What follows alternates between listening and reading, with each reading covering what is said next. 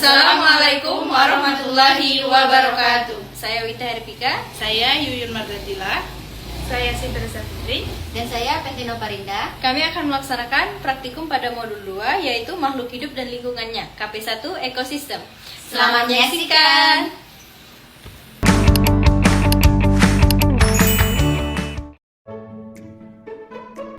Halo teman-teman, hari ini kami sedang melakukan praktikum IPA mengenai ekosistem.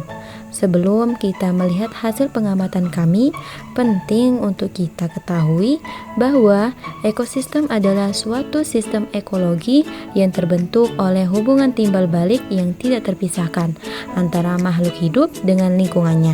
Bisa dikatakan, ekosistem adalah satu kesatuan utuh yang terdiri dari komunitas organik atau sering disebut dengan biotik dan lingkungan non-organik atau disebut dengan abiotik yang saling berinteraksi dan mempengaruhi satu sama lain. Dalam ekosistem darat buatan, ini yang pertama adalah tanah. Gambar ini menampilkan tekstur detail dari campuran media tanam yang dibuat oleh manusia di dalam sebuah pot. Terlihat campuran antara tanah topsoil yang gelap, serpihan kompos organik, dan sedikit pasir untuk drainase. Teksturnya gembur dan siap untuk mendukung akar tanaman di lingkungan terbatas. Yang kedua, air. Pada gambar memvisualisasikan intervensi manusia dalam suplai air. Sebuah wadah penyiram berwarna hijau mengucurkan air bersih langsung ke area akar tanaman cabai muda yang tumbuh di dalam pot. Aliran airnya terukur dan terkendali, menunjukkan bagaimana kelembapan diatur secara manual dalam ekosistem buatan. Yang ketiga, udara. Visual ini menunjukkan pengaturan udara dalam lingkungan tertutup. Di dalam sebuah greenhouse kecil, terlihat pot tanaman. Kami sedang menyesuaikan ventilasi samping sungkup. Udara diwakili secara visual oleh sensor kelembapan, suhu digital, dan pergerakan ringan dedaunan di dekat bukaan ventilasi, menekankan pentingnya sirkulasi udara buatan. Yang keempat, cahaya matahari. Gambar ini menampilkan bagaimana cahaya matahari dimanipulasi. Pot tanaman diletakkan di bawah struktur peneduh buatan, jaringan paranet hitam. Cahaya matahari yang terik disaring menciptakan pola deplet bercak cahaya dan bayangan yang lembut di daunan.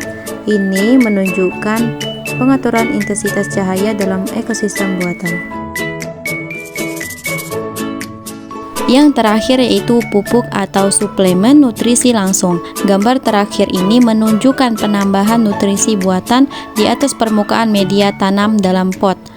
Sebuah sendok takar kecil menaburkan butiran pupuk NPK atau serbuk kebiruan di sekitar pangkal batang tanaman muda.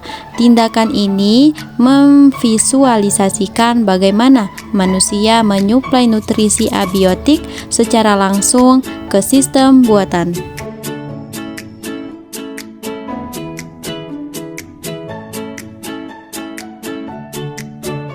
Komponen biotik buatan yang pertama yaitu padi.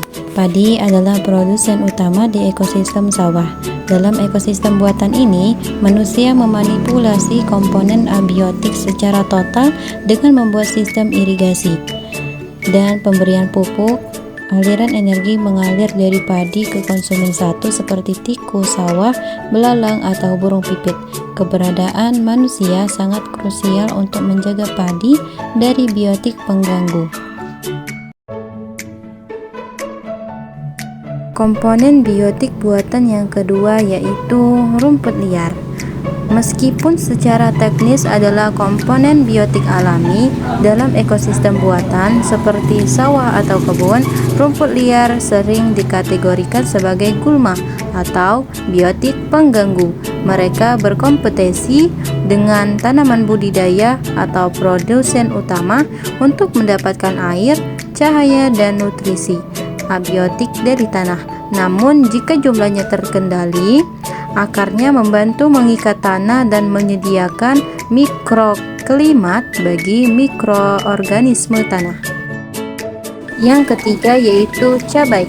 Dalam ekosistem buatan kebun atau pot, tanaman cabai adalah produsen autotrof yang materi organiknya atau buah sangat dimanfaatkan oleh manusia. Keberhasilannya sangat ditentukan oleh manipulasi abiotik manusia, terutama dalam penyediaan tanah yang gembur dan drainase yang baik untuk mencegah pembusukan akar akibat kelebihan air. Yang keempat, tomat. Tanaman tomat adalah produsen yang dalam agroekosistem kebun seringkali berinteraksi dengan komponen biotik penyerbuk seperti lebah atau kupu-kupu untuk pembuahan. Namun, dalam sistem buatan, pertumbuhan batangnya yang lemah seringkali memerlukan penambahan ajir atau bambu penyangga sebagai manipulasi abiotik agar tanaman dapat tumbuh tegak dan buahnya tidak membusuk menyentuh tanah.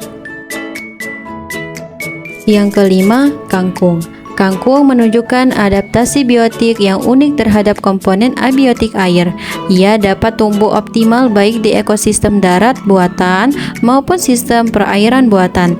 Di agroekosistem kangkung air, manusia memanipulasi penggenangan air dangkal untuk mempercepat pertumbuhan vegetatif daunnya yang menjadi target panen.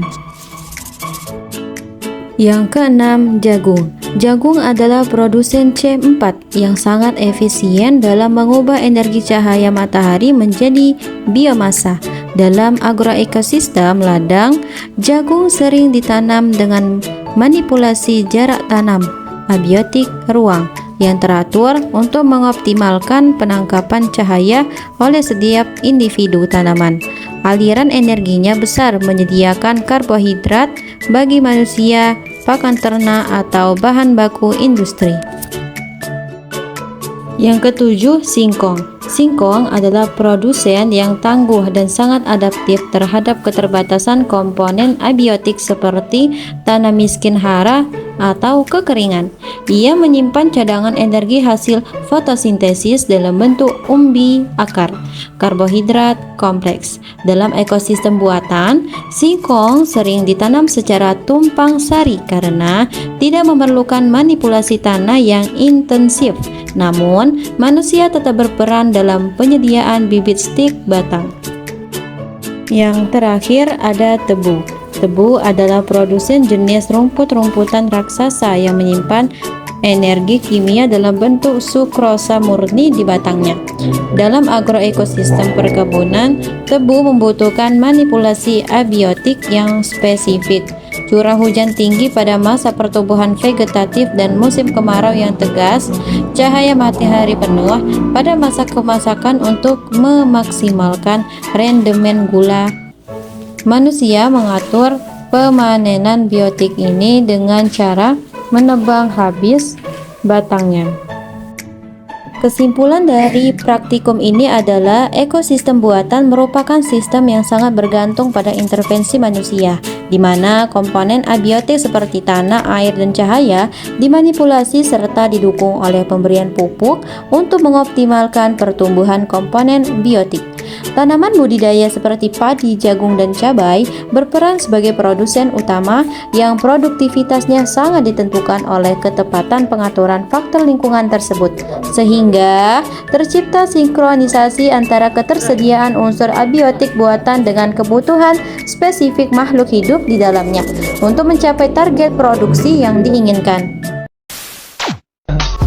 I just had to let you know you're